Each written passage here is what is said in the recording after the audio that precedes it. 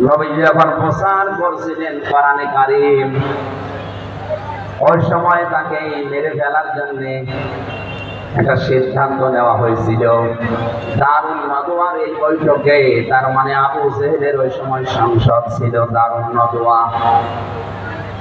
এই সংসদ ভবনে আবু জেহেল 24 জন তার পার্লামেন্টের যে সদস্য আছে তাদেরকে নিয়ে বসে তড়ি ঘড়ি করে সিদ্ধান্ত নিচ্ছিল মুহাম্মদ রাসূলুল্লাহর ব্যাপারে। সিরিয়া থেকে এক মুরব্বির সুরত নিয়ে শয়তান নিজে ওই বৈঠকে হাজির। এক একজন এক একটা পরামর্শ যখন দিচ্ছিল, খুব ভালো করে মেলাবেন কিন্তু, বিভিন্ন পরামর্শ যখন দেয়, কেউ বলে আবার ওনাকে জেলখানায় পাঠিয়ে দেন, 3 বছর তো বন্দী অবস্থায় ছিল। যেই বলে জেলখানায় আবার পাঠিয়ে দেন, ওই যে মুরব্বি দাড়ি বড় বড়, জোব্বা গায়ে দিয়ে, পাগড়ি মাথায় দিয়ে, হাতে তসবিহ নিয়ে এক কোনায় বসে আছে। মুরব্বি বারবার ভিডিও দেয়, কি করবেন ওরে জেলখানায় দিয়ে 3 বছর রাখার পরে দেখবেন না ওর জনপ্রিয়তা আরো বেড়ে গেছে।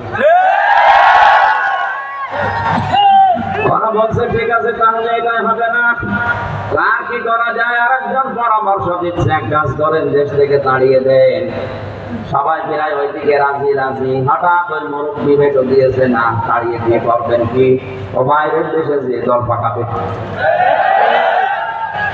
সবাই এবার ঘুরে তাকাচ্ছে, কি গো কোন মুরব্বি তুমি? তোমার তো দেখি নাই। তোমরা মুরব্বির কথা শোনো, যে দেখবা পরিচয় দেয়নি। কারণ এই শয়তান পৃথিবীতে 2 বার মানুষের সুরত নিয়ে আবু জেহেলকে ধোঁকা দিয়েছিল। একবার বদরের ময়দানে সুরাকার সুরত দিয়ে ধোঁকা দিয়েছিল যে চিন্তা নেই আমি এসে গেছি। আর একবার এই যে আজম দারুন নদওয়ার বৈঠকে এসে ধোঁকা দিচ্ছে। ডাক দিয়ে বলে, মুরব্বির কথা যদি তোমরা মেনে নিতে পারো, আমি একটা পরামর্শ দিতে পারি। সবাই ঘুরে তাকিয়েছে, হ্যাঁ বলেন। আমার মনে হয় পৃথিবীতে এখনো এরকম মুরব্বির সুরত নিয়ে অনেকে ধোঁকা দিচ্ছে।